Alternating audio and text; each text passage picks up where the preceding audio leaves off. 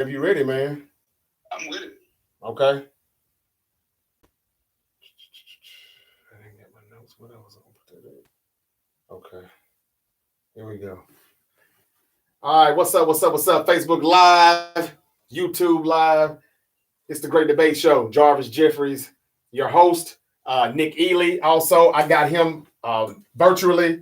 And if y'all can hear him on Facebook Live, I know YouTube can hear him a little closer over here. That's Nick Ely, the Philadelphia Eagle fan. I'm Jarvis Jeffries, the Niner.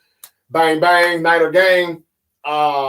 Terrence Smith cannot be with us tonight. He is still a little bit under the weather. He was doubtful for most of the day, Nick, wasn't he? And then, we kind of went ahead and ruled him out for this game. Decision. I find it odd. There's been a couple of times now where you and our teams both win. Yeah. And his loses, and then the next episode he's mysteriously sick. It's strangely timed illnesses that Terrence be having, y'all. I'm just saying. Hey, man, look. You're saying it to the wrong person too, man. Now you can't say it to Mr. Conspiracy Theorist me, man. I mean, like, it definitely seems like T is really. It's always something when it's Ravens lose, man. But we're gonna digress. We're gonna keep. When he hears this. Yeah, right. Yeah, he could be watching me now. I don't know. What's up, T? If you're listening, if you're watching, I mean, it's a Great Debate Show available wherever you get your podcast. Follow and download. I'm about to get started now on my Podbean. Again, we're available wherever you get your podcast. Follow and download, rate, review. Go to the Great Debate Show on Facebook. Go to the search bar, type in the Great Debate Show, and join us daily throughout the week for our great debates that we have on Facebook going on the Great Debate Show page. Tune in, chime in, comment. We're also going to start taking live calls as soon as Terrence gets back. Hell, I'll take one tonight if anybody wants to call and holler at me. Whatever you want to debate about, if you want to debate about what we're discussing, it doesn't matter. 901-308-4916. That's the Great Debate Show. Again, 901-308-4916. It's the Great Debate Show. All right, let's get it started here on this. I got to get it started here over here as well. Here we go. All right, you good, Nick? I'm good. All right. This is for real now. I'm about to press play. Yo. Let's go. It's the Great Debate Show. Jarvis Jeffries, Nick Ely. What it do, baby? We back for another episode. Terrence Smith is not with us on this one. He was a game time decision, as Nick was saying earlier, but we went ahead and ruled him out. He's still under the weather, and that flu is kicking everybody's ass right now. But he'll be back sooner than later, and we're going to go ahead and keep this thing pushing without him. And we got to talk about Week 13. So many predictions for Week 13. We've got like 4 or 5 big games for Week 13 this Sunday that we can't wait to get into and discuss. We also have to talk about LeBron's comments. Do you think he has a point with what he said about Jerry Jones, the Jerry Jones picture that is? We also want to talk about some disturbing news or interesting news, I guess. I don't know, of Antonio Brown. Nick, you're going to break that again in a minute here on what's going on with him. It ain't looking good. He's in some trouble right now with the law. And Deshaun Watson is making his return to football. He will be starting on Sunday. Coincidentally, he's going to his former team's territory in Houston as he plays the Texans, the Cleveland Browns at the Houston Texans. But these big games, Commanders, Giants, that's going to be huge. We got the big showdown between the Chiefs and Bengals. We have the Cowboys and Colts. I know Cowboy fans are still interested in that on Sunday night. The Titans and the Eagles, what a clash that is. A.J. Brown gets to play his former team, the team that traded him away. You know he's going to have something to say about that. And then the big showdown between the 49ers and the Dolphins. That's going to be a big one too. The teacher versus the protege. We can't wait to see how that goes with Kyle Shanahan and Mike McDaniel. I have been on the record saying quite a bit this season that I wish we would have kept Mike McDaniel and let Kyle Shanahan go coach the Miami Dolphins. But again, we've won 4 straight now. I haven't complained as much. I know Nick says that I'm not really ever satisfied with my Niners, but I just want them to be great. And with all the weapons and all the talent they have, I think they should be great. And they're not always great. And I think that falls back on Kyle Shanahan. But that's neither here nor there. We'll get into that in a minute. Dolphins, Niners, that's a big one. Chiefs, Bengals, that's a big one. Remember, Joe Burrow has had Patrick Mahomes' number. He beat him twice last year. And I think the guy who burned him the most is coming back on Sunday for that game. That's Jamar Chase. All right, Nick, how you feeling, man? I'm all good over here, broski. What's going on? Man, everything is good, man. I'm just unwinding a little bit, man. Didn't really enjoy the game, but Josh Allen, he's still amazing. He does some crazy things. Most quarterbacks would not get away with the things that he does, but he threw a touchdown pass, man. I was like, damn. I mean, did he not go out of bounds? And he didn't. I'm sure you know what play I mean when he was scrambling out right and he was about to step out and he paused, stayed in, threw it across the field, kind of like toward the middle of the end zone, back of the end zone, hit one of his targets. Like, it was still accurate and on point, and to be running the way he was running, moving to the right, throwing it back across the field, just ridiculous. He has amazing talent, but sometimes he can.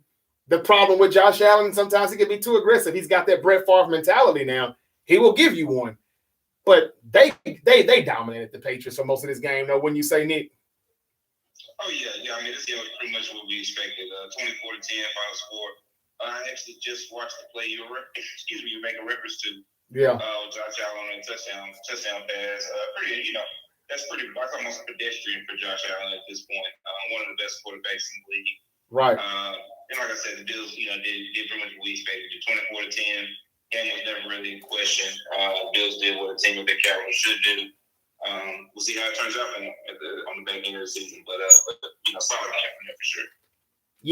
Yeah. As you said, man, not a whole lot to talk about because, that game was pretty much dominated by the Buffalo Bills, even though it took them a little minute to get away.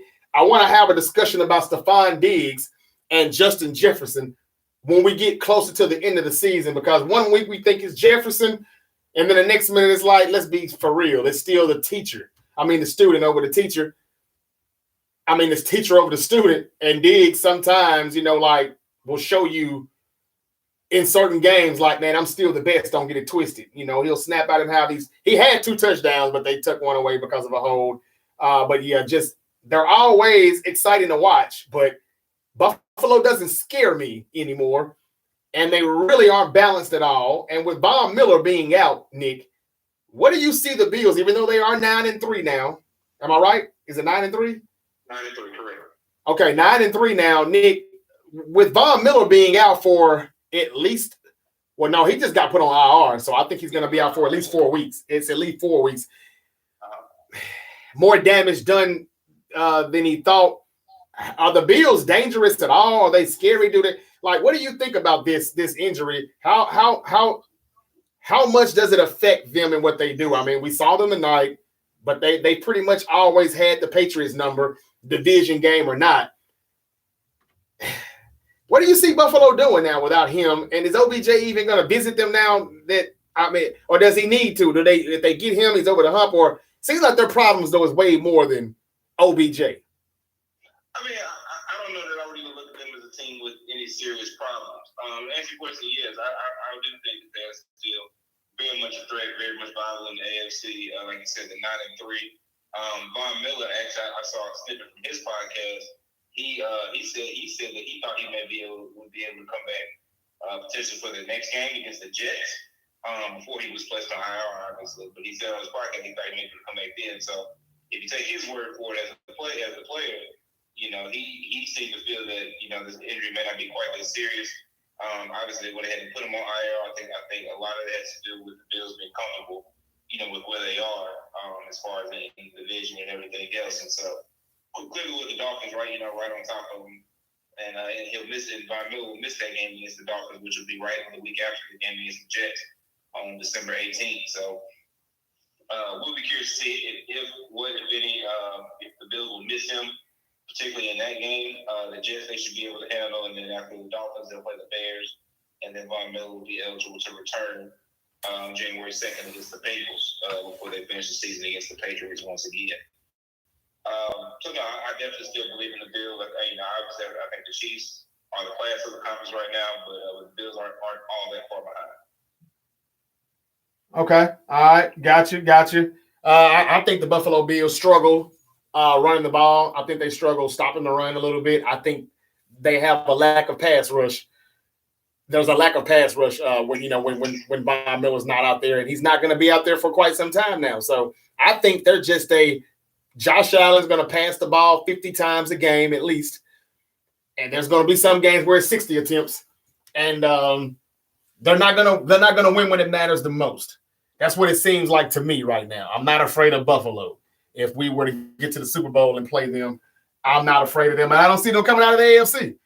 But Nick, you got the whole slate of games, and give them to us, the big ones. I mean, that we were talking about, and also check that what I just sent you, Nick, and see if we can get you in there. If not, it ain't no biggie. But yeah, let's get those big games, man. Of course, we can save our two. We can run through the first two, I guess, or three, and then we'll do our two last. But yeah, let's get to those big games because there are a lot of them. Again, like Bills win Thursday Night Football, Patriots 6-6, Buffalo 9-3.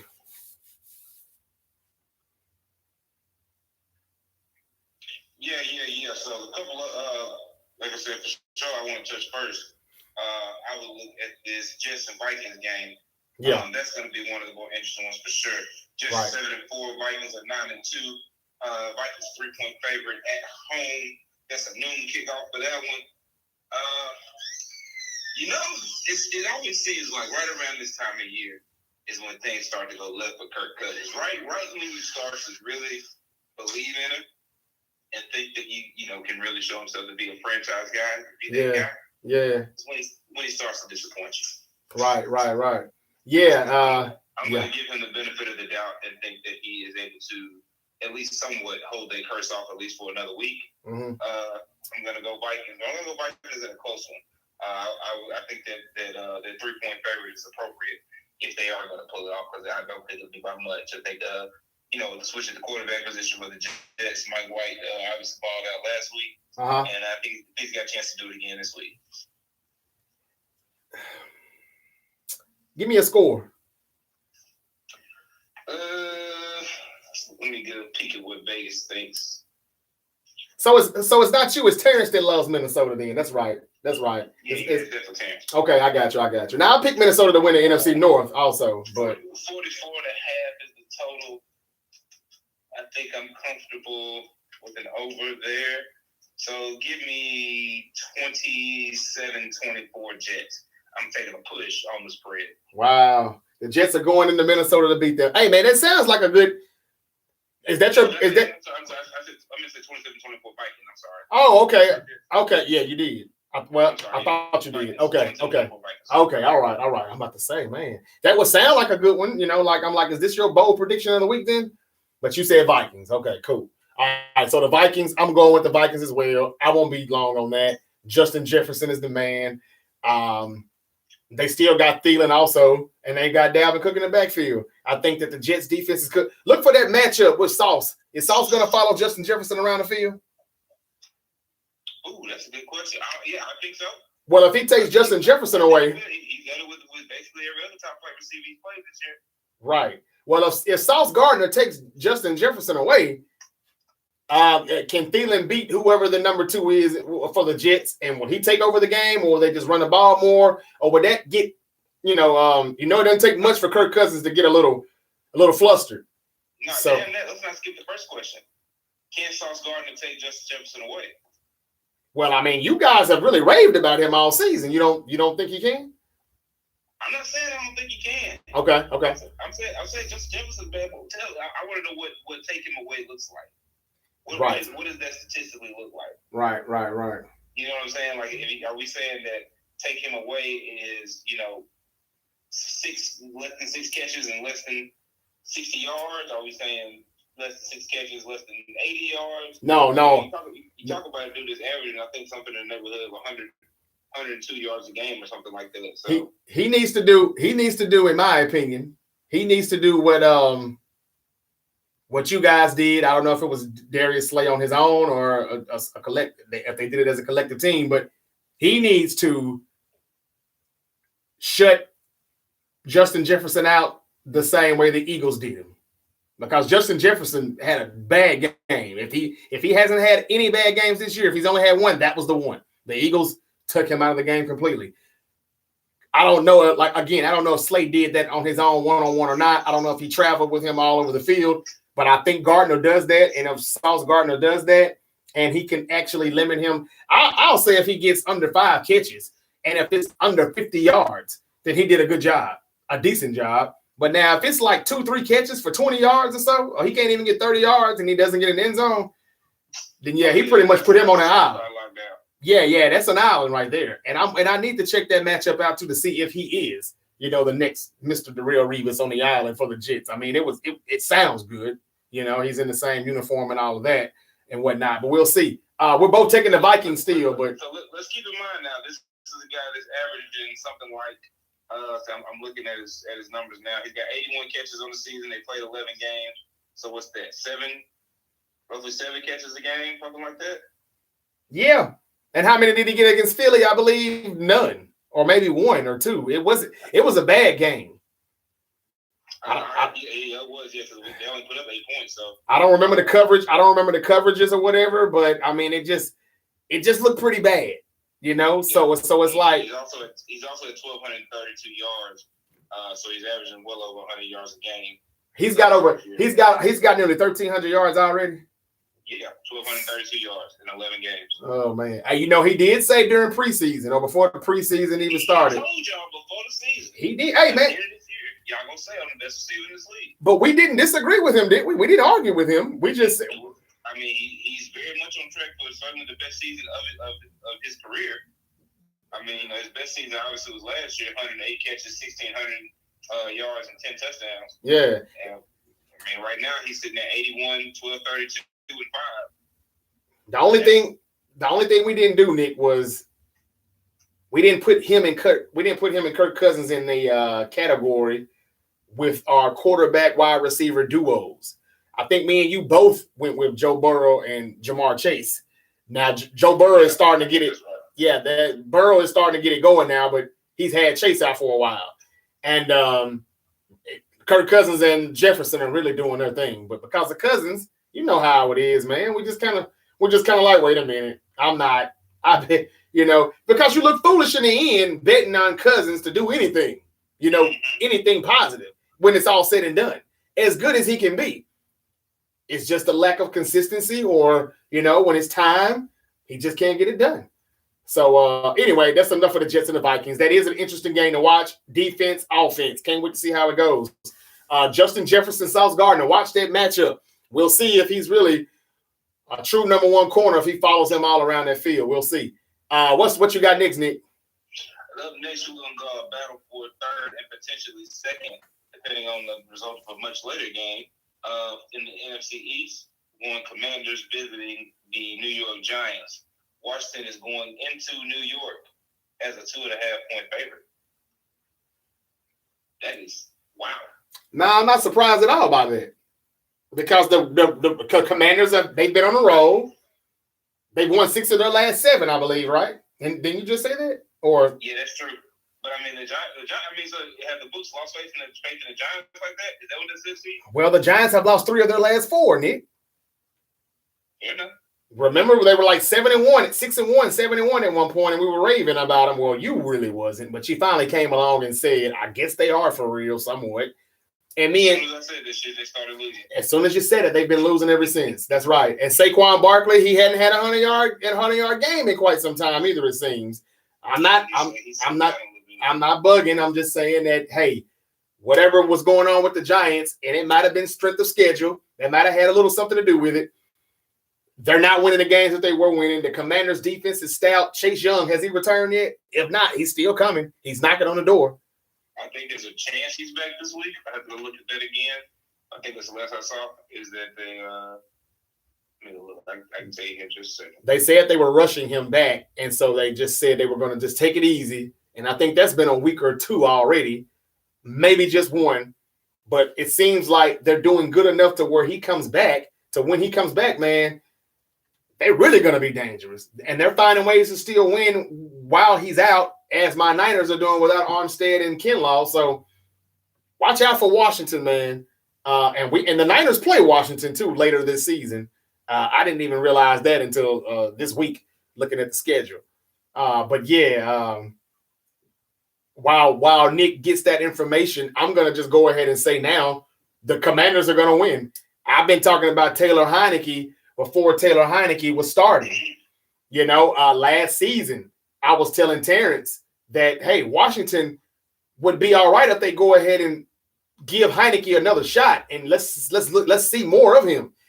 And Rivera finally figured it out. He didn't have to even go get Carson Wentz. I asked, why did he do that before the season started? If anybody remembers, or go back and listen to previous episodes back in August, and when we done the NFC East, I asked why.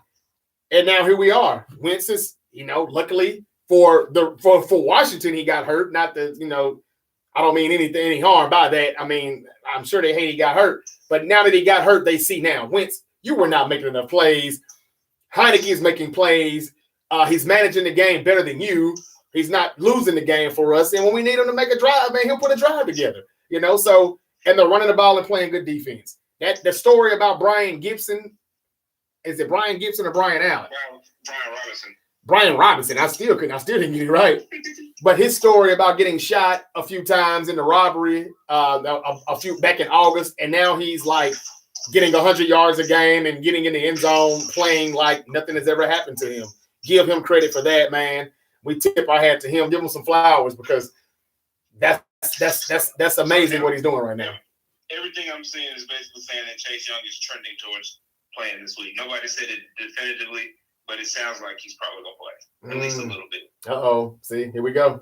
There it is. Chase Young is coming back. I got Washington, man. I won't take long on it. Heineke, and you're telling me Chase Young is coming back. I know the Giants need this win now. Don't get me wrong. And I expect them to win. But I'm not picking them because, like I said, they've lost 3 of their last 4. And this is a tough task because this is a stout defense, man. In New York. Yeah, in New York. And they're still playing for the OBJ sweepstakes, too. Let's keep that in mind. But they don't have his ass for this Sunday. They do not have him for Sunday. That is very true. No. Yeah, I'm gonna ride with you. I'm going with the Commanders also. They've been on a roll. They seem to have found their quarterback. Maybe not the one that they thought it was going to be in the first place, but they got one. It seems to be playing well.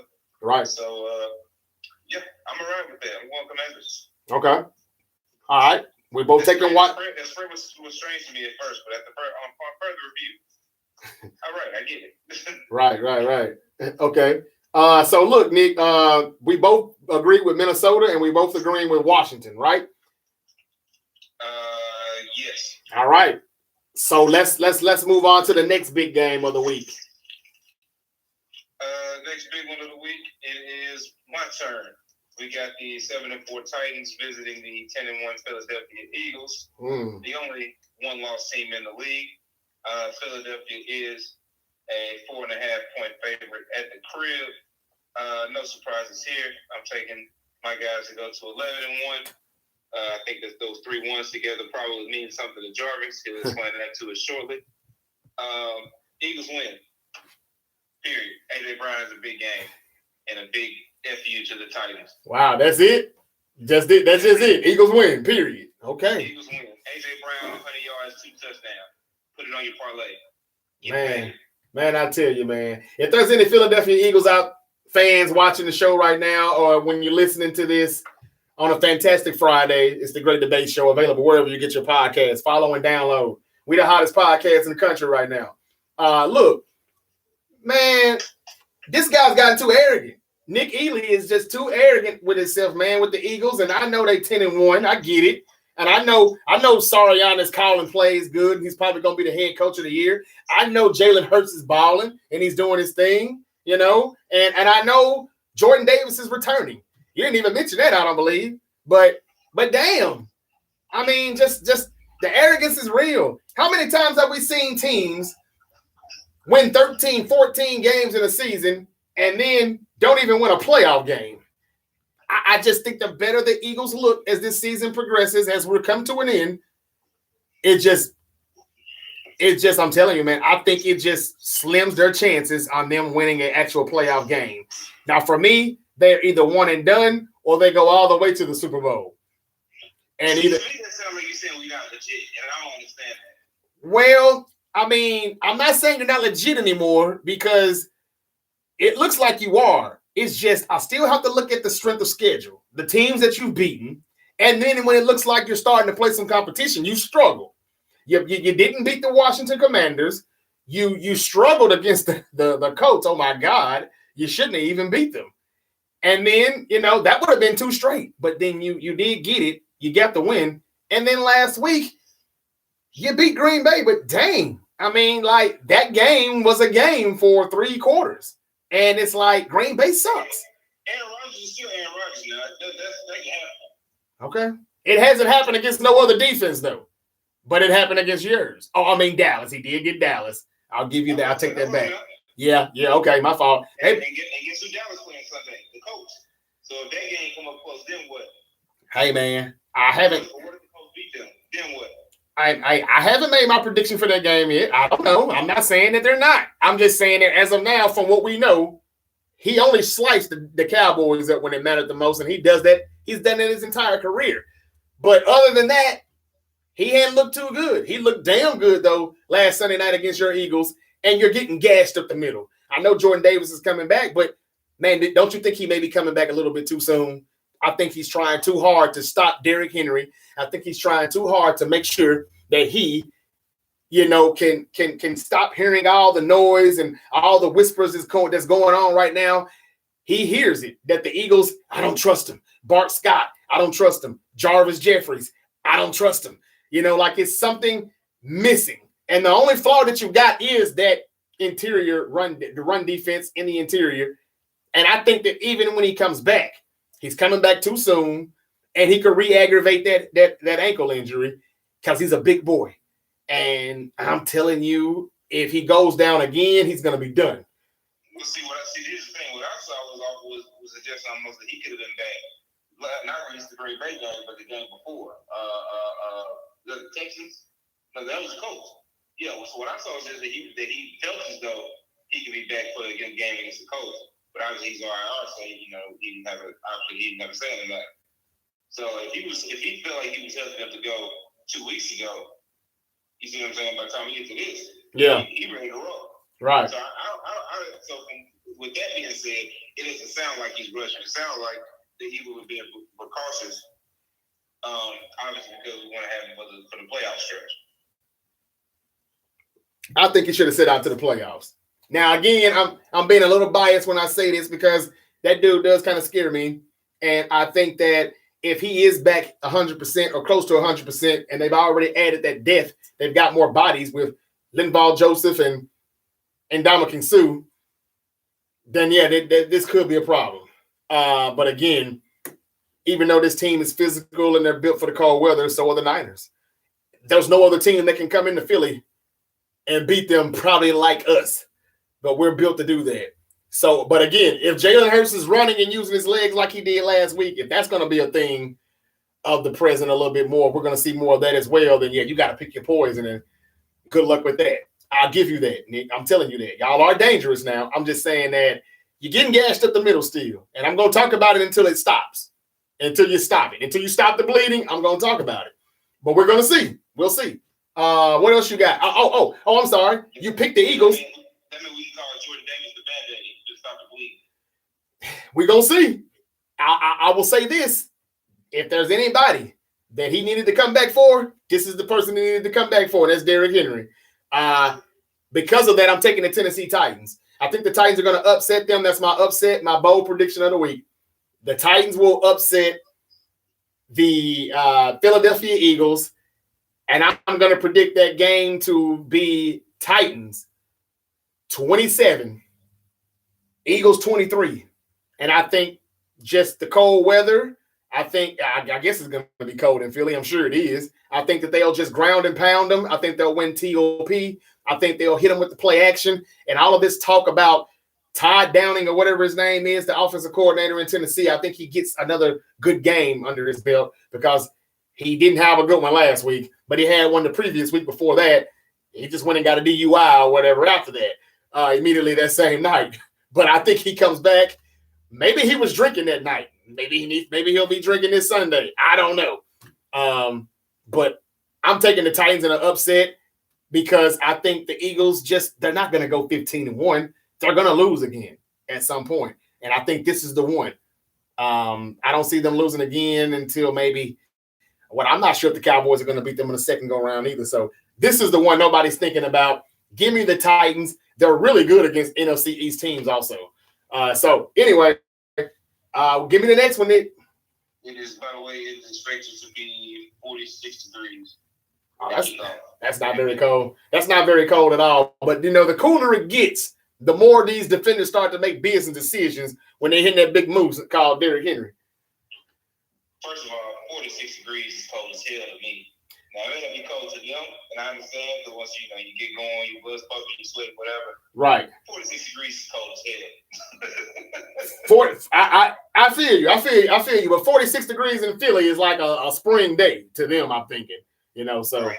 And the Titans are built for it, though. That's where I'm like, I think this is where you're underestimating them. The Tennessee Titans are built to play in Philly, and I think that they're gonna rain on AJ Brown's homecoming. That's just my bold prediction of the week. Tennessee Titans beat the Eagles. You heard it here first. Their second loss of the season is going to the Eagles, and the Titans are going to dish it to them. Give me the next one. I think that's going to be bang, bang. AJ, 6 catches, 100 yards, 2 touchdowns. Put it on your parlay. Send me a tip. You said AJ. $$86. Next game, yes, it is indeed. San Francisco 49ers are being visited by the Miami Dolphins for 8-3. Y'all 74. Let's go. Y'all are a 4-point favorite at home. 3:05 kickoff on Fox. Let's go. I'll let you have it. All right. Here we go. Mike McDaniel. I'm sure you all know if you've been listening to the Great Debate Show this season. I'm very fond of him. I really miss him, to be honest with you. He's almost like the girl that got away. Like, damn it. I was just sleeping with them other girls. I was going to get right back to you. Ain't that what Jay-Z said on the song Cry? I damn near wanted to cry when he left us. He's been a game coordinator, run game coordinator, pass coordinator, quarterback coach, offensive coordinator. He's worked with Kyle Shanahan for 14 years. And sometimes I wonder if he knows the offense better than Kyle Shanahan does. I also have to point out that he added some of our old running backs, Raheem Mostert. He hadn't got hurt this year since he's been under Mike McDaniel's regime. He also traded for Jeff Wilson Jr., another 49er running back. This game, I'm telling you, is going to be good. It's going to be exciting. I know they got Tyreek Hill, Tua. He's definitely playing so much better. You got to give the credit to Mike McDaniel because he has a lot to do with that, a whole lot to do with it. So with the running game and the speed and all of that, they're good. But the Niners are the number 1 defense in the league in points and yards allowed. They got the 49ers. DraftKings has them as 4-point favorites. This is going to be a classic, as I told you, between the teacher versus the protege. And Mike McDaniel, man, him and his squad, they're good. They got a run style that's good, that over the top, what they can do deep. But here's what the Niners are good at. Not only are they number 1 on defense, Christian McCaffrey, he dodged a bullet, a major bullet. They said he only got knee irritation because it was looking like he was going to be out this week. But they're going to get him, which is good because Elijah Mitchell, well, he's on IR because he hurt his knee against the New Orleans Saints. Okay? So, Omar, what's up, man? 4-9. Appreciate you for joining, man. We're Facebook Live, YouTube Live, also the Great Debate Show available wherever you get your podcast. I'm going to quickly finish my point. Tua, he's outplaying Jimmy G, if you want to be real, in every category. He's protecting the ball, all of that stuff. But Jimmy G's been playing good football also. And when Shanahan puts together a good play call, a good game call, man, we're good. Sometimes I wonder, though, Does Mike McDaniel know our defense way better than Shanahan knows the Dolphins defense? I think he does because he's been with us. Shanahan hadn't been in Miami. But here's where the Dolphins have some flaws.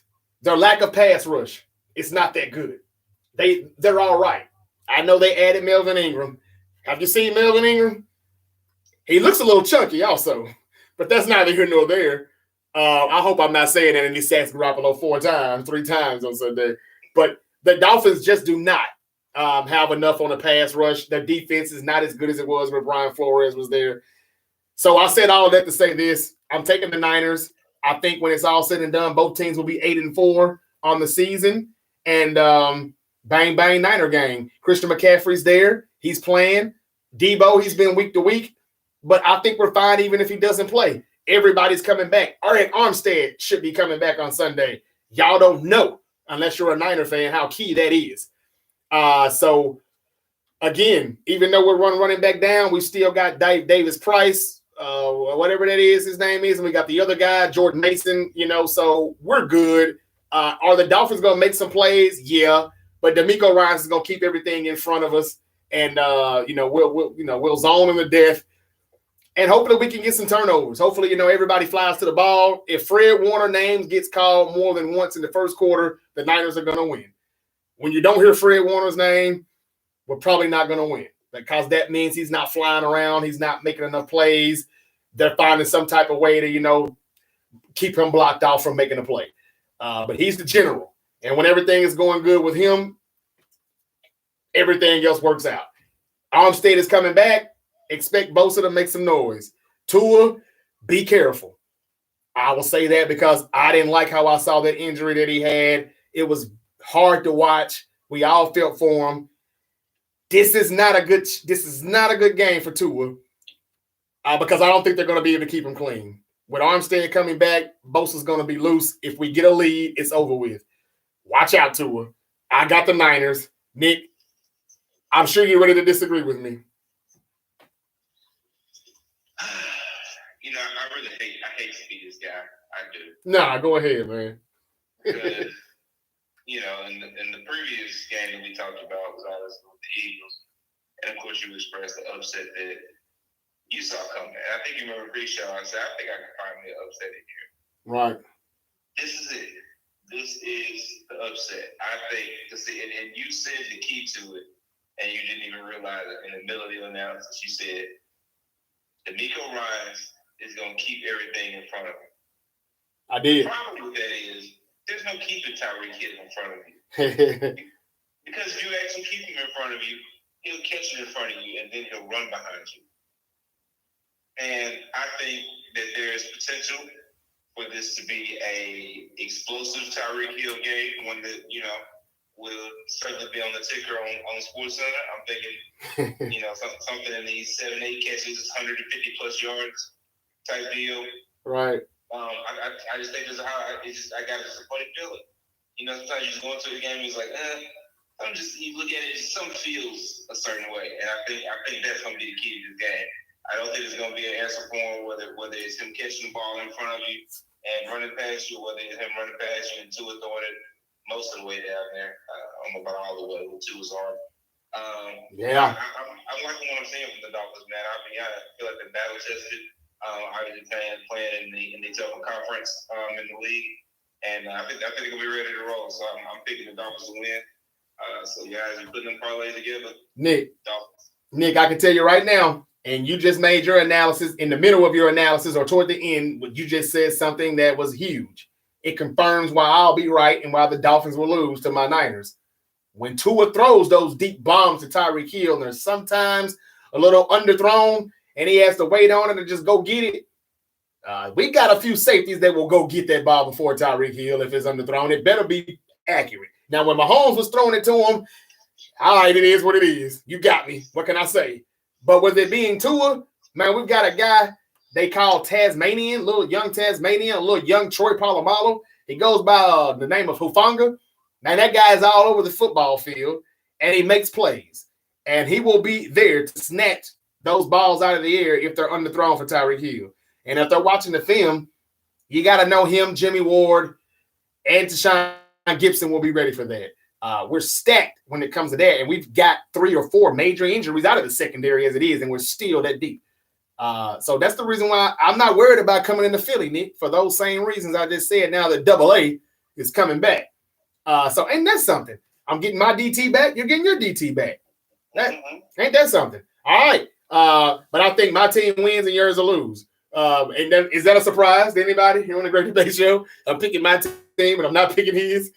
He's picking his team and he's not picking mine. Let's move on. No, do we got any more? Is that it? I think he gets to avoid these conversations because he's in the AFC. Yeah, right. Yeah. He's gonna have a great time watching us battle through the playoffs too. Yeah, I know he's gonna enjoy that. Is his the one we definitely got to touch, probably the other most entertaining game of the weekend would be the Chiefs and the Bengals. Not Chiefs 9-2, Bengals 7-4. Game was in Cincinnati. Oh yeah. Kansas City is 2-point favorite. Oh yeah. 3:25 kickoff. Over under is 53. Ooh, 53 over under. Oh man, they said you knew it was gonna be high with these two teams. Yeah. Hey, and I'll probably be the one to take the under on that too, Nick. I mean, because usually when they do that, it's a trap. I think that the Bengals will go back to their normal scheme that they used in the AFC Championship.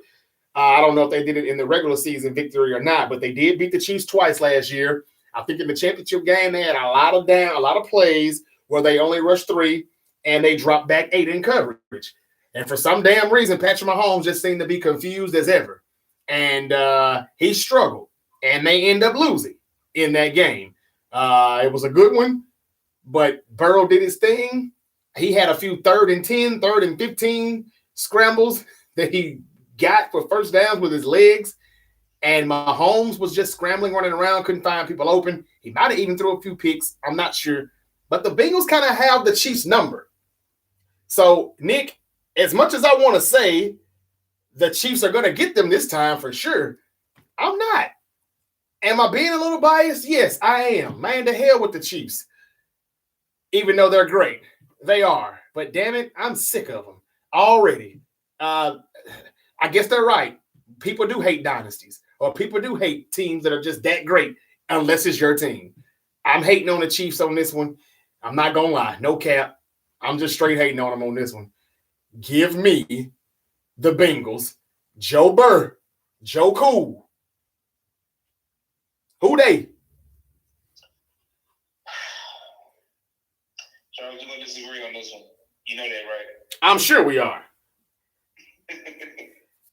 But I'm not picking this MVP Patrick Mahomes. But hey man, you pick but you pick Burrow and Chase to have a dominant year as well. I did pick them to have a dominant year, that's true.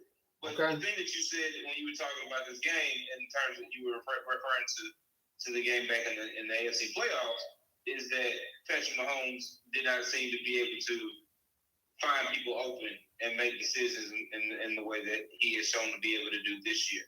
It's almost as if losing Tyreek Hill was kind of a blessing in disguise, almost like taking the training wheels off for him, where now he's had to learn to spread the ball around, to really point guard the thing the way he has this year.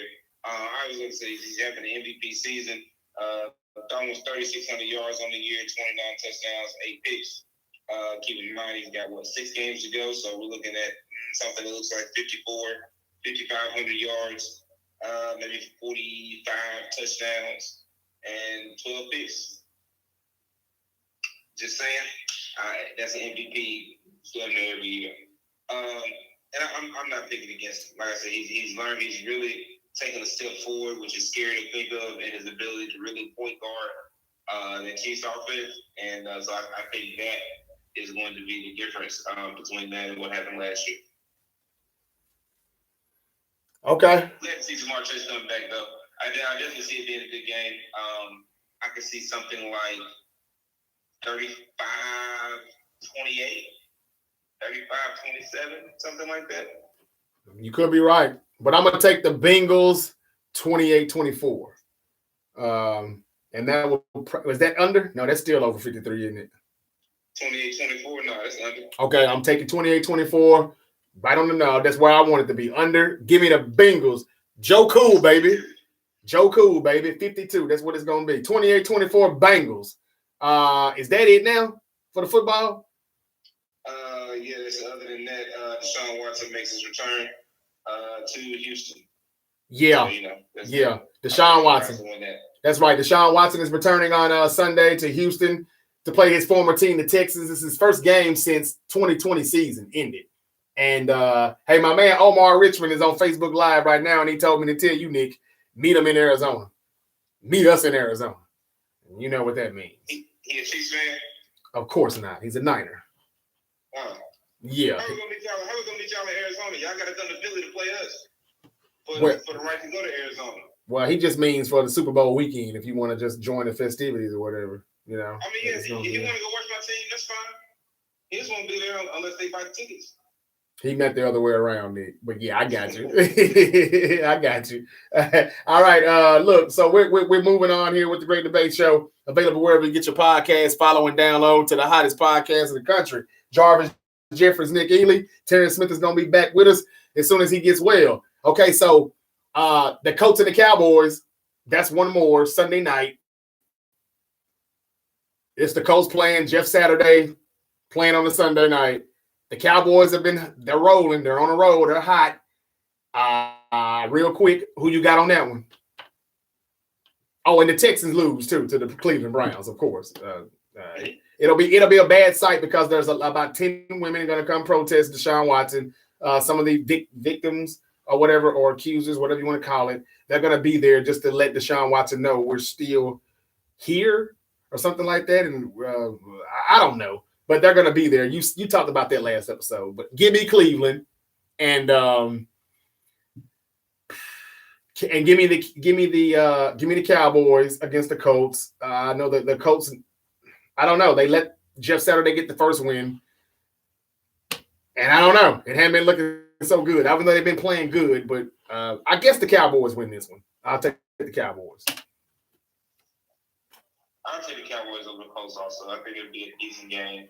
But Cowboys are a better team than the Colts. So I'll take the Cowboys to win. Yeah. Decent game. Touchdown-ish type of game. We gotta give some roses right now to two of the smartest franchises in the league right now. If this game really is real, if it's not rigged or anything like that, as I sometimes say it is here on this show. Man, let's give a shout out to the Atlanta Falcons and the Seattle Seahawks. I know we have talked about the Seahawks a bit, but both teams traded away their quarterbacks for guys that we thought that, okay, the Falcons are tanking. They're going with Mariota for the year. The Seahawks got Geno Smith. They're going to go with him. Yep, they're tanking. And those guys are still fighting for their division title, where they could still possibly be in the playoffs, especially Seattle. And the quarterbacks the franchise, future Hall of Fame quarterbacks, at least we think, that they traded away, look washed. How smart does Atlanta and Seattle look right now? Because Matt Ryan looks washed. I mean, I know Jeff Saturday said, I'm putting him back in, but damn it, take him back out.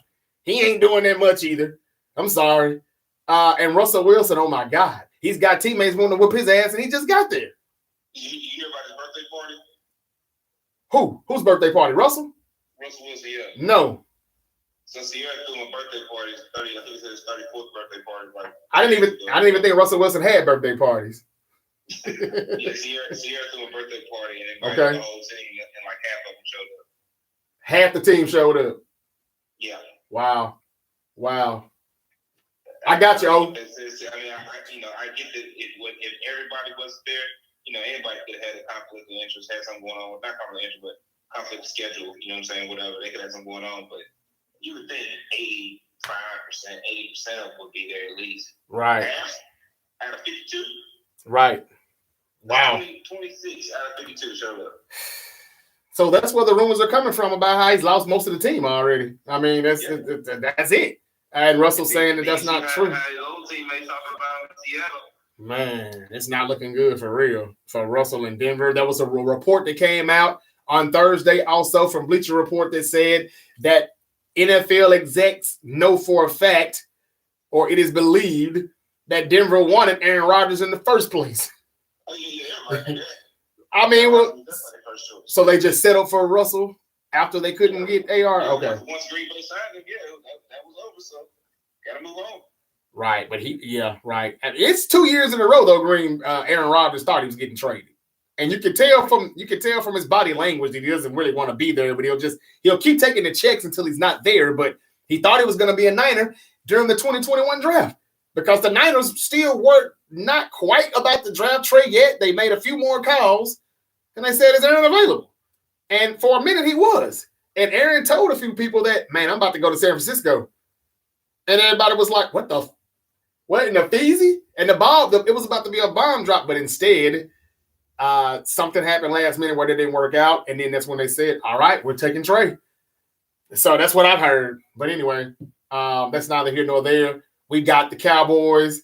We all agreed on the Vikings. We both agreed on the Commanders over the Giants. We disagreed on the Titans and Eagles. Of course, I got the Titans. Nick has his Eagles to win. Nick went with the Dolphins. I went with my Niners. Those are some big games. I went Bengals, Nick went Chiefs, and now we're done. Those are the big games, that's about it. And then Monday night, Buccaneers and Saints. The Buccaneers just got to win. I think they'll pull it out somehow, some way, I guess. Although those guys are back, though, for New Orleans, unless they sustain some injuries against us on last Sunday. Man, we could only put up 13, so watch out, Brady. Be careful. It ain't gonna be a patty cake walk. All right, Nick, are we ready to get into LeBron comments or where we at? Yeah, man. Let's talk about LeBron. Okay. All right. So, what was you want to do that or you want to do that, Nick, or? It's whatever, man. Whatever you want to do. Okay. Yeah, go ahead, man. What? Yeah. So LeBron, for those of you that haven't seen. In a post-game press conference the other night, at the end of it, had about a 2-minute kind of rant, if you want to call it that, at the media. He asked him, he said he found it odd that he had not gotten any questions from them regarding the picture that Jerry Jones was identified in from back in 1957, I believe it was, when, of course, they were trying to integrate his middle school or high school. Yeah. In Little Rock, Arkansas. So, he just kind of pointed out how he kind of interested that, they had a lot of energy for Kyrie and the comments that he made. And I'm not saying that I agree or disagree with Kyrie's comments, but there was obviously a lot of controversy around the things that Kyrie said or tweeted or whatever the case may be. And, of course, LeBron was asked about those, multiple times. Obviously, he's been asked about different things that, Donald Trump has said, and, Laura Ingraham has said, and whoever else. And so he just found it weird that they were, just very quiet when it came to this Jerry Jones incident. And, as a guy that obviously has not always been a big fan of LeBron, I'm still not a big fan of LeBron. I got to give kudos. He definitely had a good point. It was definitely appropriately handled. He wasn't, yelling and cursing at him and going on. It's like, that's weird that I haven't heard of that from that about you guys. And matter of fact, in the beginning of it, somebody tried to ask him about it. He's like, no, I don't even want you to ask me about it now. Like, it's too late. Don't try to cover it up now. Like, oh, yeah, we was going to get to it. Yeah. No. Y'all done had plenty of opportunity. We done played 2-3 games since the picture came out, and y'all ain't said nothing. Yep. Where they energy at? And so I had to applaud him. Like, yeah, that's staying on top of it. You know what I'm saying? Like, he got a lot of heat on the back end, on the front end when he first, kind of condemned Kyrie's comments or whatever. He caught a lot of heat for that. And so to spin it back around in this way, you got to give him his props when he does that too. Yeah, got to give him a few cool points. I mean, hey, it was a good way to try to come back home. Try to come back home to the culture because basically a lot of people said screw him after he didn't agree with LeBron because, like, we know he said what he said. We know he probably didn't even mean what he said, but we know why he said what he said. And the same reason why Chuck, Charles, Shaq, and everybody else did what they did and said what they said, just, hey, man, we can't mess up our paper. But as the great Dave Chappelle, did on his, monologue on SNL and his skits throughout the show, pretty much let you know that, hey, I'm not saying anything, but there are a lot of Jews that run run this shit. You know, and that's what it is. But anyway, like LeBron, look, like I said, way to come back home a little bit. I give you some brownie points for that. But again, you should have stood up for Kyrie. You didn't do it. Look, if you don't believe it, cool. But if you don't believe it, why come out and even say, why is nobody asking me about the Jerry Jones picture, but you keep throwing it in my face or asking me questions about Kyrie? You know, like, but again, shame on the media, though, for not asking those questions. But we know why they're not asking those questions. Again, look, guys. You got to think about it. When they go to ask them the Kyrie question, they put them in a predicament. Yeah. They put them in a pressure. Right. You know, it's either, okay, hey, I defend him, and then now going against, you know, the sponsors and the team and the league and the people that, you know, make me rich. Right. But but then of course, by doing that, he gained some, I guess some cool points of popularity, whatever you want to call it, you know, amongst the community that would support Kyrie. But then if he goes the other way and condemns it, then it's the opposite. So either way, he's kind of screwed in that situation. You know, he's going to take a L somewhere. And so this is a way to really show a really ultimate amount of fairness and balance. And saying, hey, you know, I said what I said on this situation. I said he was wrong.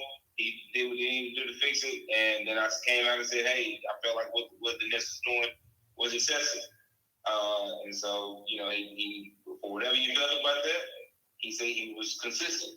And in this situation, he's showing more of that consistency. So, got to give him his props for that, from my standpoint.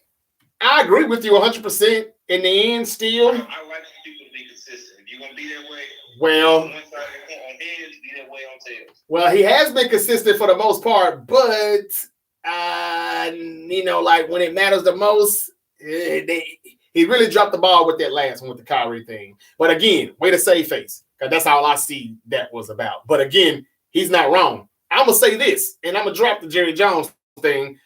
We forgot to talk about it. We didn't avoid this conversation and this topic. But hold on. Omar says LeBron said facts, but he needs to be more consistent. Yep, that's right. Somebody agrees with you, Nick. Omar is watching us right now live on Facebook. He said the same thing you just said, Nick, and he also says that tell the media to ask Aaron Rodgers or Tom Brady about the Jerry Jones picture. He got a point there too. They wouldn't dare. They won't. You know they won't. They're not going to put no. They're not. And Aaron Rodgers would say something before Tom Brady would. I can tell you that. I'll give Aaron Rodgers that. He has definitely said some things when there were a lot of systemic racism going on at one point and during the whole Kaepernick process. You wouldn't get Brady to say a thing. If anything, you saw a Make America Great Again hat in his locker, but you didn't see him saying anything about the Kaepernick or any of that situation, anything about social injustices, period. So again, though, moving forward, I think LeBron he can't say and do the things that he's done pro-blackly and then backpedal to Kyrie's wrong. And I'm not saying that he's right or wrong. I'm saying that it was just a tweet. And I'm not going to even take my time to dwell on what's worse between his tweet and Jerry Jones' picture. But in Jerry Jones' defense, I will say this. It does look like Jerry Jones is just kind of observing, like, what's about to pop off here? You know, like, what's going on? He does look like he doesn't know, like, really what's going on. He's just kind of trying to see.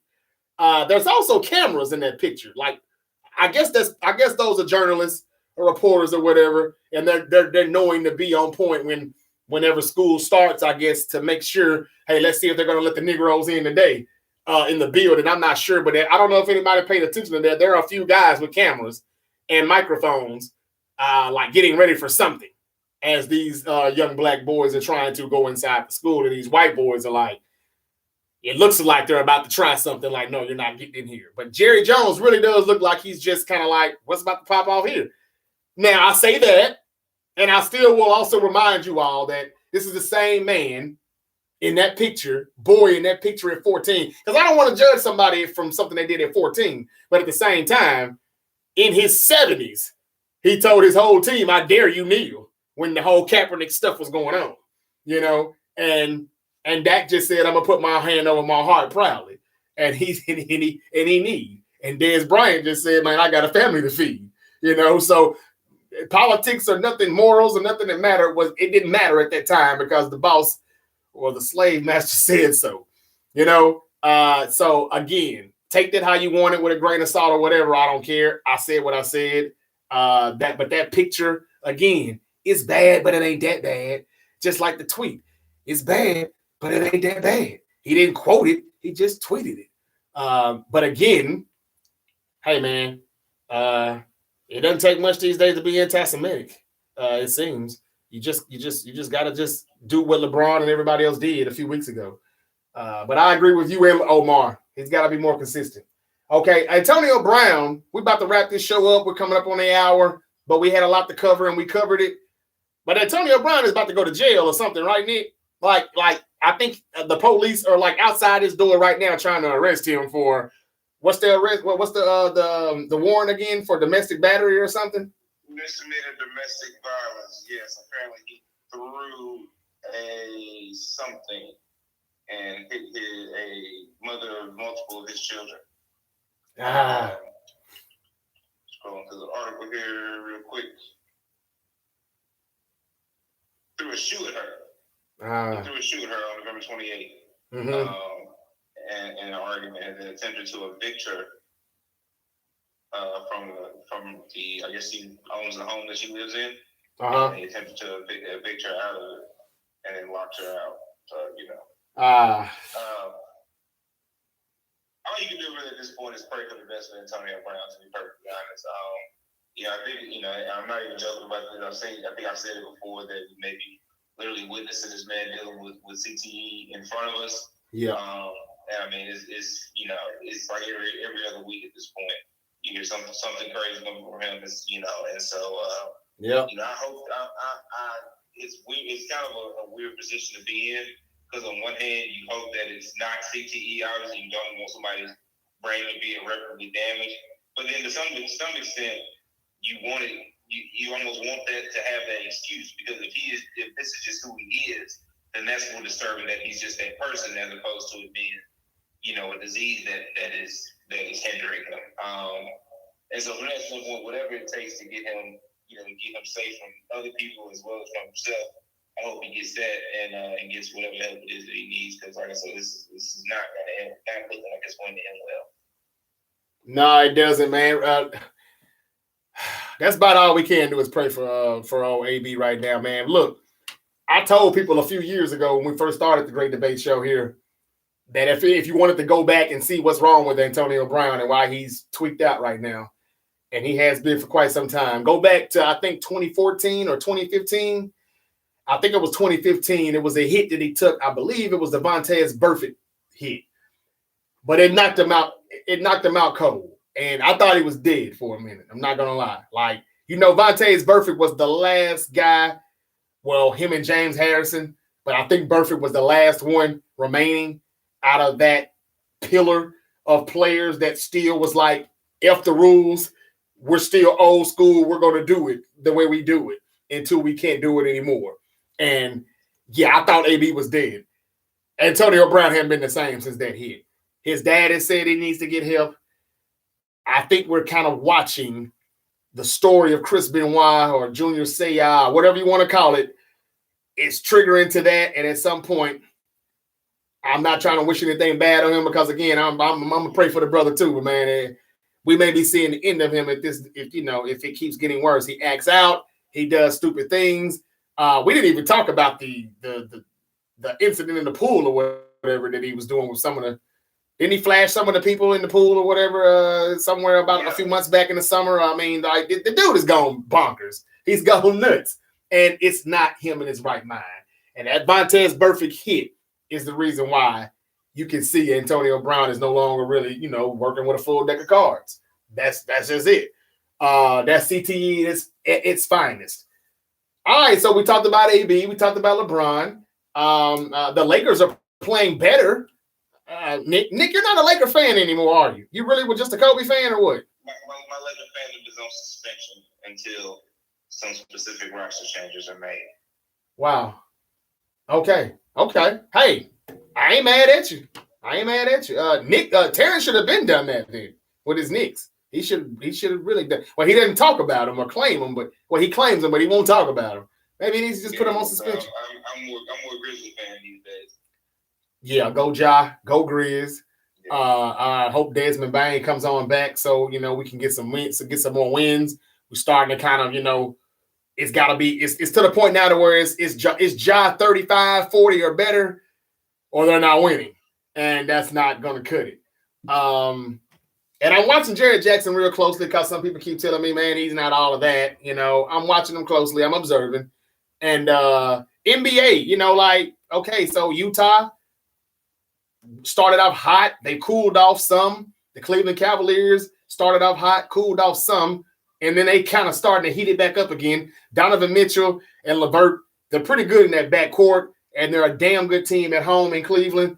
Why do I get the feeling LeBron is going to get those guys traded and go back to Cleveland and mess that team and mess that team up again? The franchise, I don't know, just a thought. But we'll know what's up if Nick,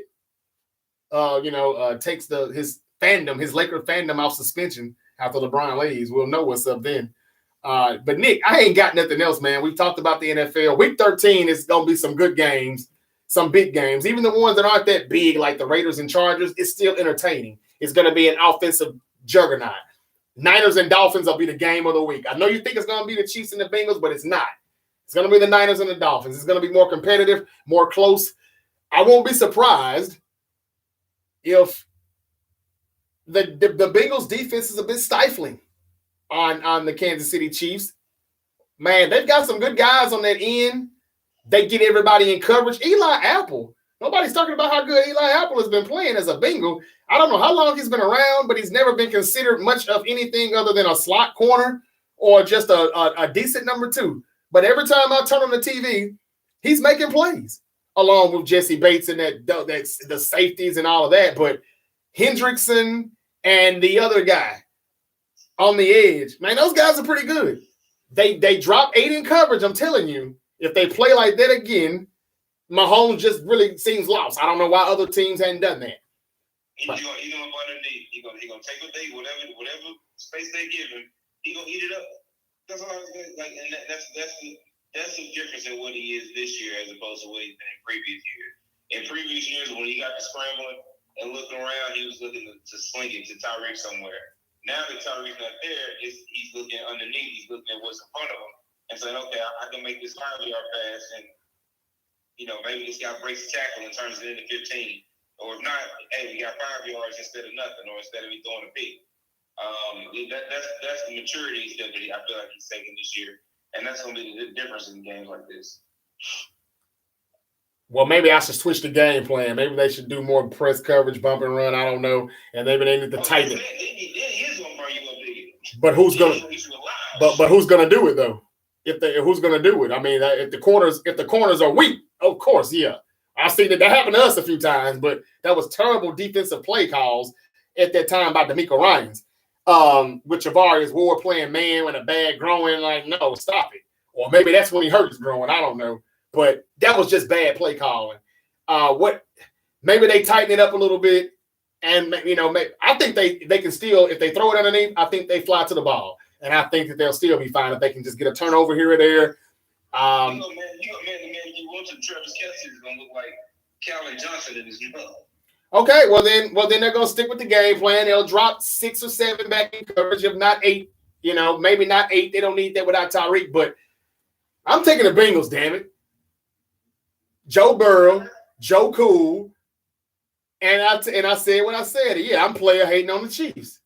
It is what it is. What else we got? Is that it? That's it. All right. The Great Debate Show has been a good one. Thank you for joining us. YouTube Live, Facebook Live. We appreciate it. Follow and download. We got a link that we're going to be putting out later tonight, first thing in the morning. You can follow that for anybody that missed the show. Listen to it. Check it out. We've got some good debates. Will Smith versus Jamie Foxx. I'm waiting on somebody to come for us for that because we can't really debate it. But if anybody else wants to debate Will Smith or Jamie Foxx, I got Jamie Foxx. If anybody wants to say it's Will Smith, might hit us up and tell us why you think it's Will Smith. I know he probably has them in the box office numbers, but He wasn't a better rapper than Jamie Foxx was a better singer. He didn't have more Grammys than Jamie Foxx, does he? No. Jamie Foxx has every award except for a Tony and a Golden Globe, if I'm not mistaken. It took a long time before Will got that Oscar. Jamie had that Oscar over 15 years ago. What else? I mean, his TV show was better than Will Smith's TV show. Well, The Fresh Prince was good, but the Jamie Foxx show. Okay, all right. Well, so maybe we have a debate. It just depends on what we're, how we're categorizing it, how we're going to categorize it. But I'm telling you, I think Jamie is the most talented brother in Hollywood. Period. I take Jamie. Don't get twisted. But when you rolled past Fresh Prince like that, I was like, let's pump the brakes. You're not gonna do Fresh Prince like that. I hear you. As good as Fresh Prince was, I don't put it over Jamie Foxx show. I don't. Personally, I would. I understand why some people don't. I personally would. Fresh Prince was one I enjoyed Fresh Prince more. Do you put Ali over Ray? Ooh. Excuse me. Ooh, now that's a good one. And keep in mind, Jamie Foxx was in Ali also, so he put together a good supporting performance as well in that. Do I put Ali over Ray? Yeah. Nah. And and again, I do think Will Smith should have got an Oscar for Ray. I mean, for Ali, I do. But Jamie killed Ray though. Played the piano, learned how to do this and that with him, kicked it with him and everything to get himself in character. Man, he's damn near to go. I mean, he's damn near to go. I mean, in my Will did some of the same stuff with Ali. I think what I remember, I think he wasn't quite as far gone with the Parkinson's at that time. So right. He was good too. He was good. He was phenomenal. But yeah, Ray, he got that Oscar for a reason. Jamie killed that. Yeah. And again, and we're about to wrap it up. But not only that, to me, this is where I shut it down. Anybody that wants to, call in, we're gonna start doing more live shows again, and we're gonna start taking these calls 901-308-4916. So you can call in the Great Debate Show. Go on the Great Debate Show page. And when you see us, talking about a debate, when we put a debate out there, chime in. I know we got a lot of pushback, a lot of feedback from me. It was just really me who didn't put Bill Russell, may he rest in power. I didn't have him in my top 10 of all time. And, I know I got a lot of flack from that because I was trying so hard to put Chris Paul and Charles Barkley in my top 10. But everybody was chiming in on that. Join us if you want to get in on that fun and that action. But this is where I shut it down at anybody that wants some. Will Smith. Well, first of all, Nick, what would you say his best song is? Will Smith's best song? Summertime? Getting jiggy with it? Yeah, Summertime, I guess. Summertime. All right. Will Smith's Summertime does not sound better than Jamie Foxx's anything. Shit.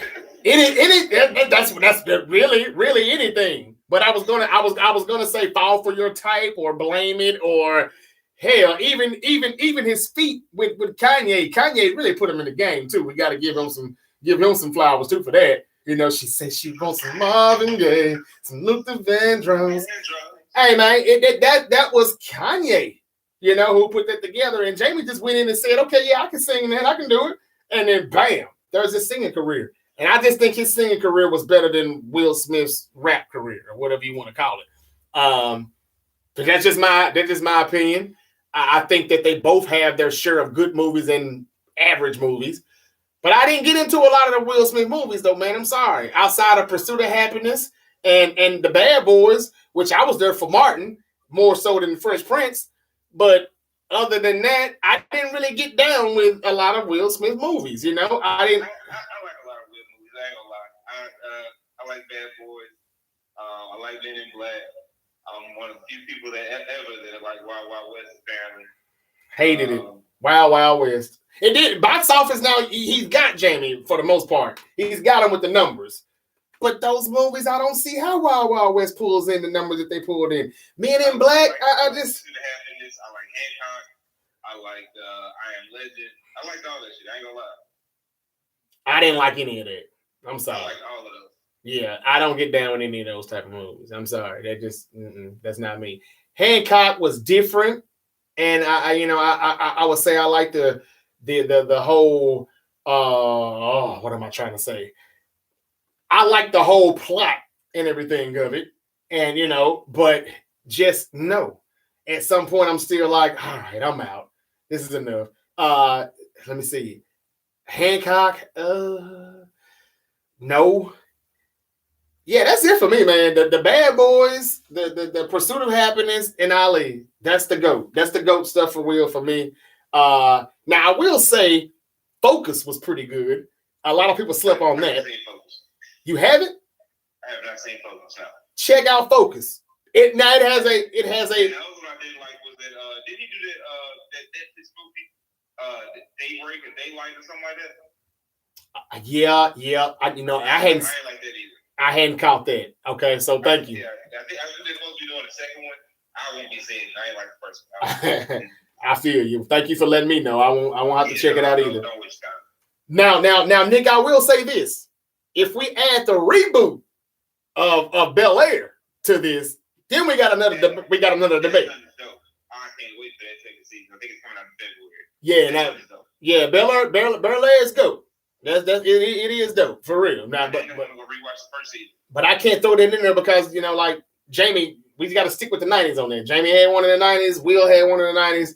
I don't want to just now Jamie. He's not actually in the show. So. That's true. He's not in it either. Jamie Foxx did come back, and I don't know why. After one season, he had the Netflix show with his daughter, or not his real daughter, but I can't think of the name of it. But he called it quits himself after one season. I don't know why, but it was pretty good. Me and my daughter was we were watching and we liked it, and that was going to be our new go-to show. But maybe we could have put that up with Bel Air. Jamie Foxx. You remember he had the Netflix show about 2 years ago. A year or two ago, they had a great one season a comedy series, and then they just shut it down. I do not. Hold on. It's something about. No, I don't know. I'm sorry. I don't know. I can't think of it right now. But yeah, you can pull it up though. Him and his daughter comedy series or whatever. It was good, but yeah, didn't last. So anyway, Will and Jamie, we just wanted to throw that out there because we are looking to still do the entertainment debates and talk about other things as far as just outside of sports. Now I got a good show that I want to put together for Hakeem Olajuwon. Again, the lack of respect is real. I don't like it. I don't approve of it. I was watching some guy he does pretty good YouTube content, but I didn't like his last list, his category. Like he went over some of the best big men in the game, from the Kareems to of course the Bill Russells and the Wilt Chamberlains and the Tim Duncans. But he skipped Hakeem Olajuwon, and that pissed me off. And I don't understand why he would skip Hakeem Olajuwon. How can you do Tim Duncan, who is the best power forward to play the game, and at some point he was a center as well? But how in the hell can you skip? He even did David Robinson. How can you do David Robinson, who was a very good center, especially defensively, and leave out Hakeem Olajuwon? So I got a great show coming up for Hakeem Olajuwon on how underrated he was and how he would be the real GOAT if it wasn't for Michael Jordan.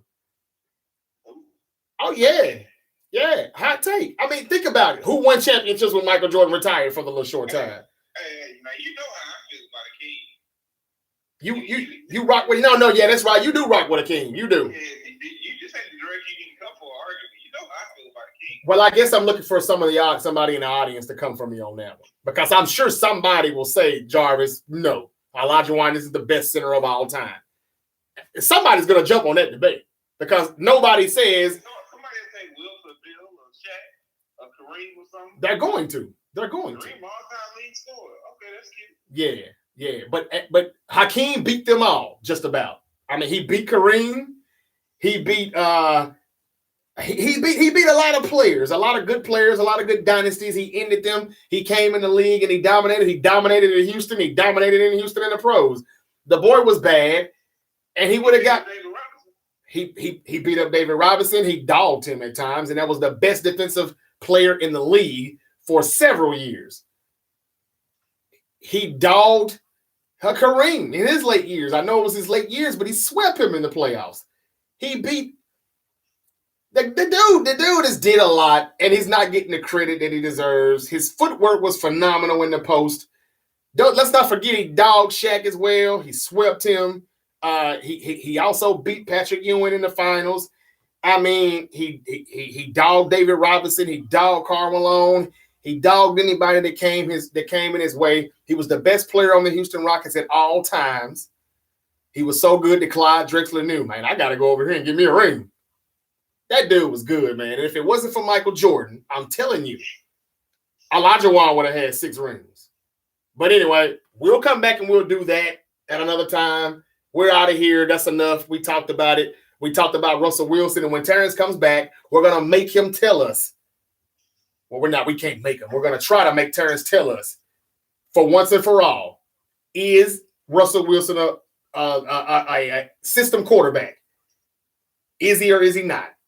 After seeing what we've seen, I think we know where he'll go with it, but we'll see. And we're going to make him talk about his Ravens. Regardless of what happens on this Sunday, we got to come back to those 4 losses. He's never really told me, yes, Jarvis, you're right, Harbaugh's got to go. I wonder, is he changing that tune? I can't wait to find out.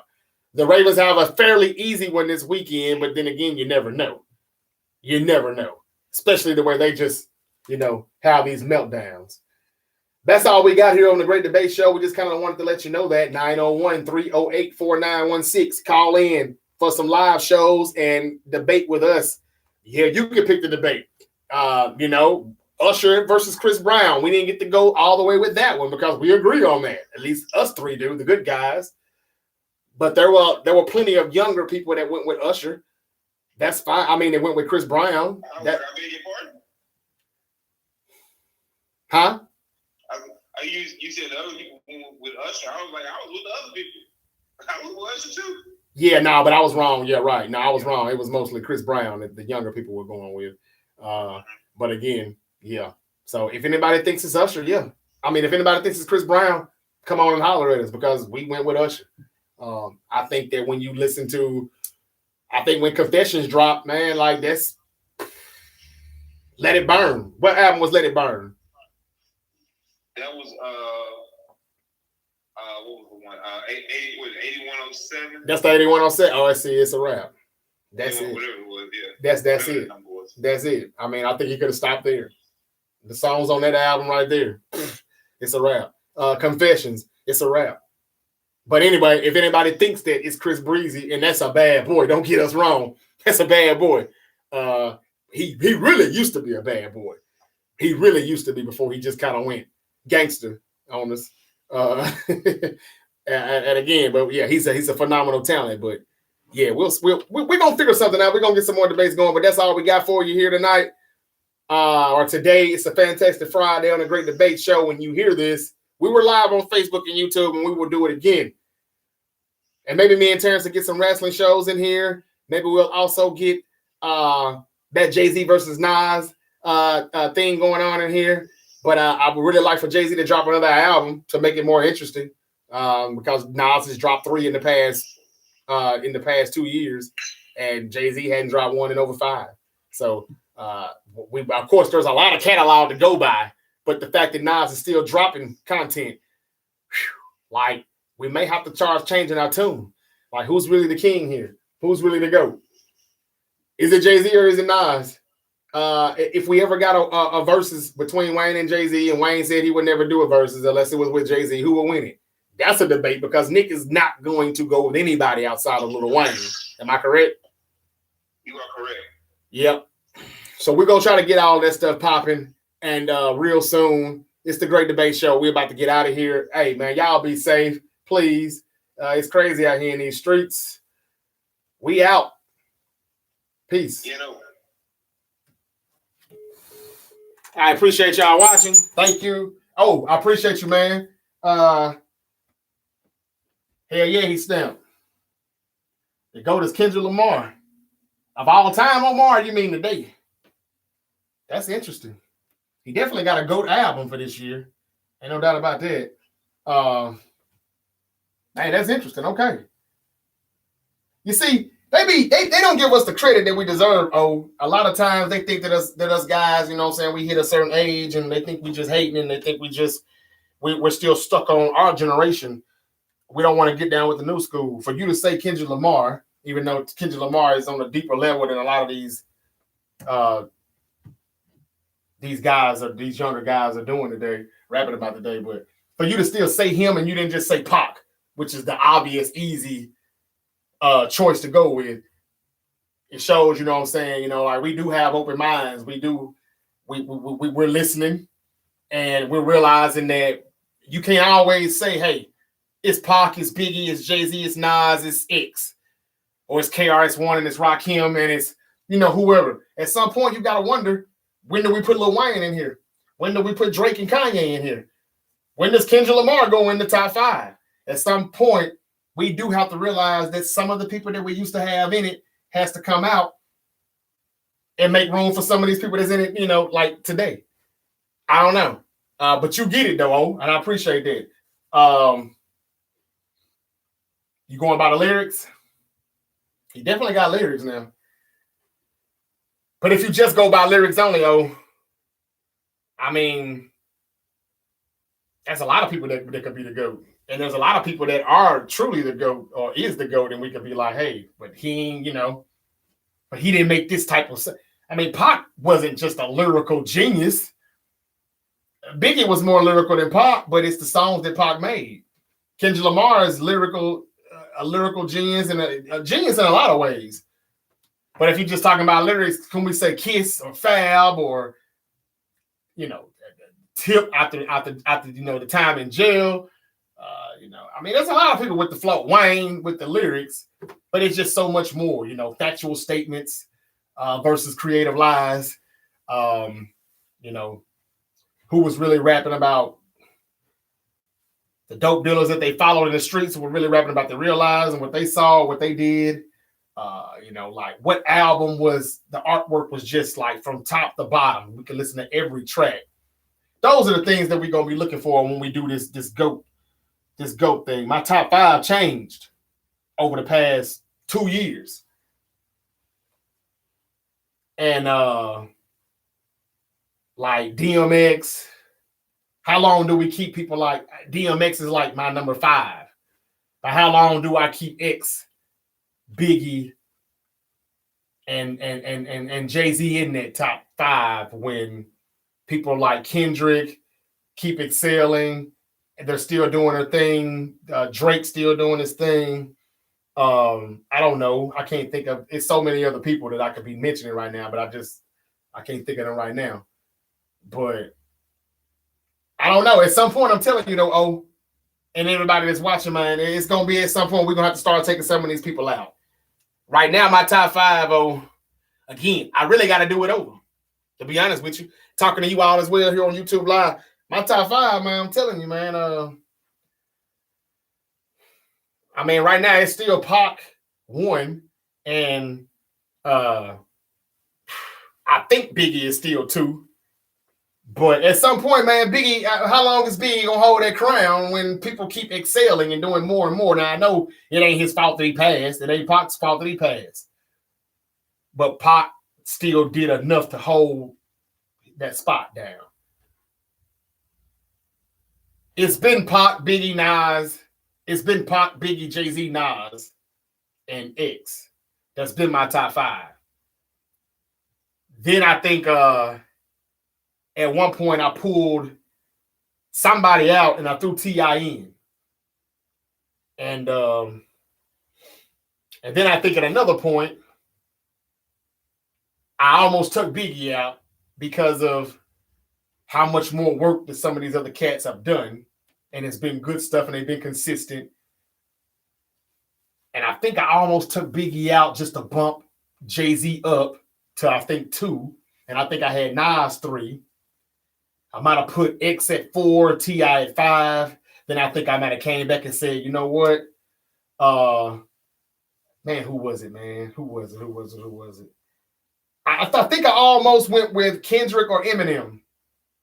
And I almost put them in my top 5, and I started to take X out. Then X passed. then I said, nah, keeping X where it's at. I'm just being real with you. It changes.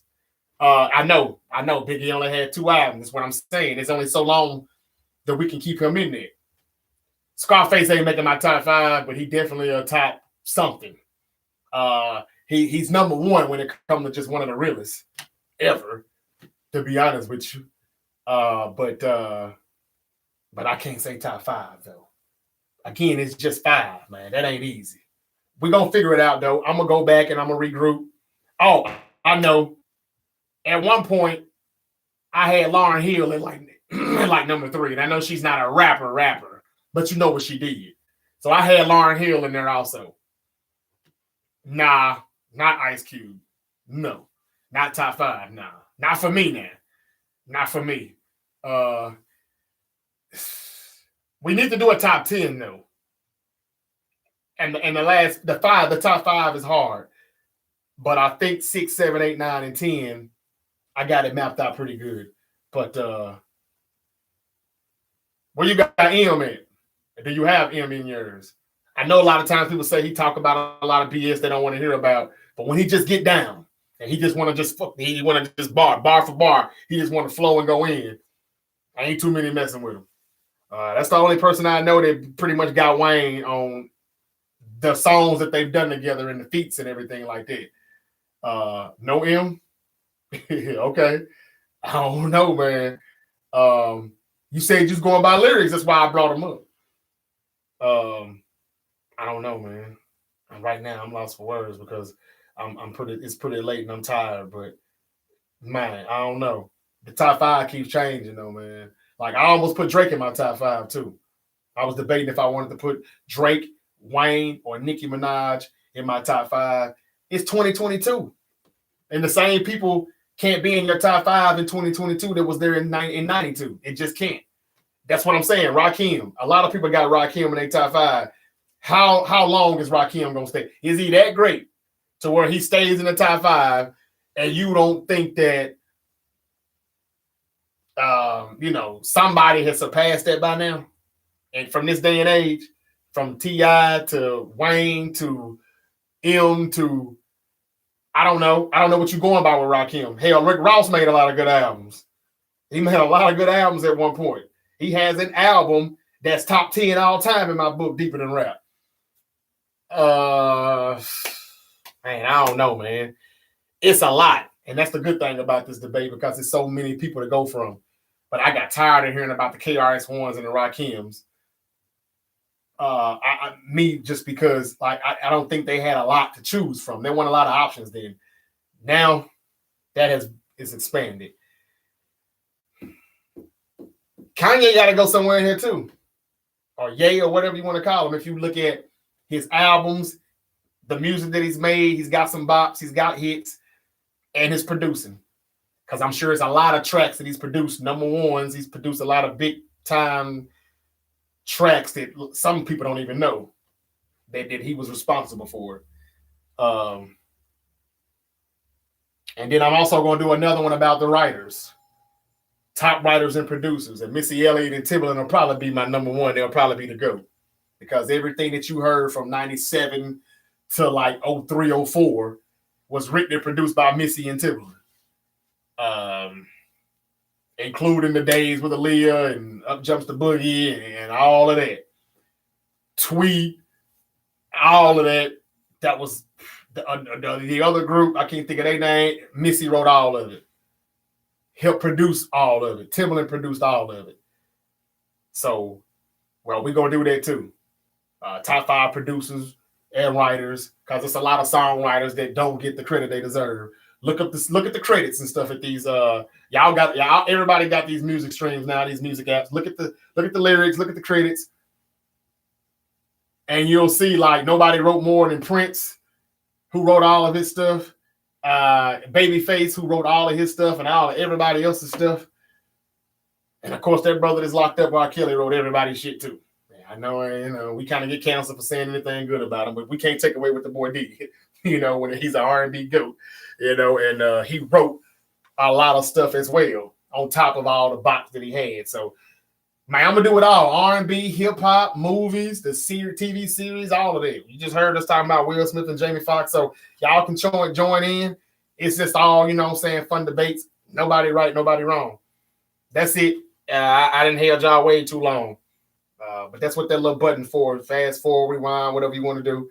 But it's the Great Debate Show. Jarvis Jeffries, Terrence Smith will be back with us, and Nick Ely.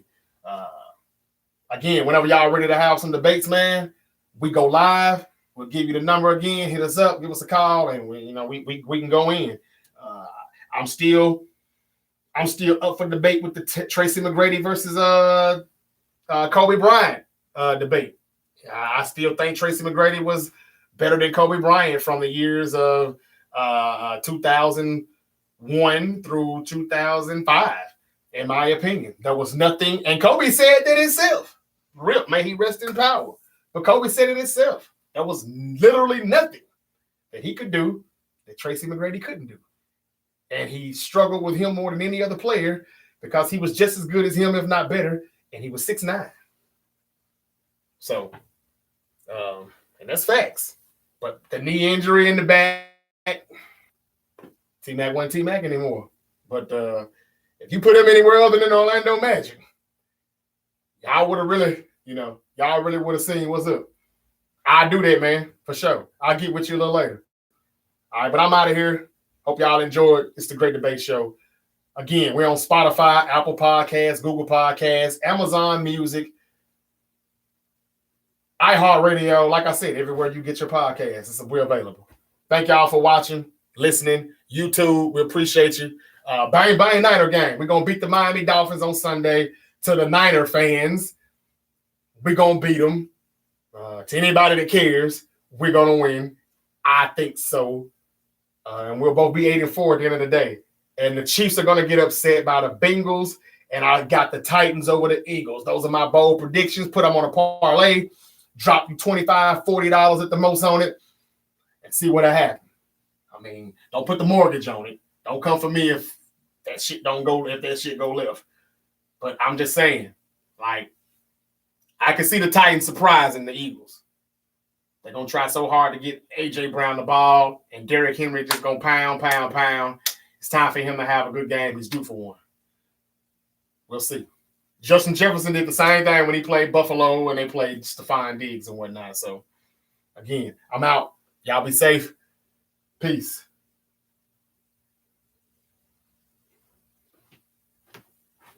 Same over here. Y'all be safe. Peace. We're available wherever you get your podcast. Download, subscribe. Bang, bang, Niner game.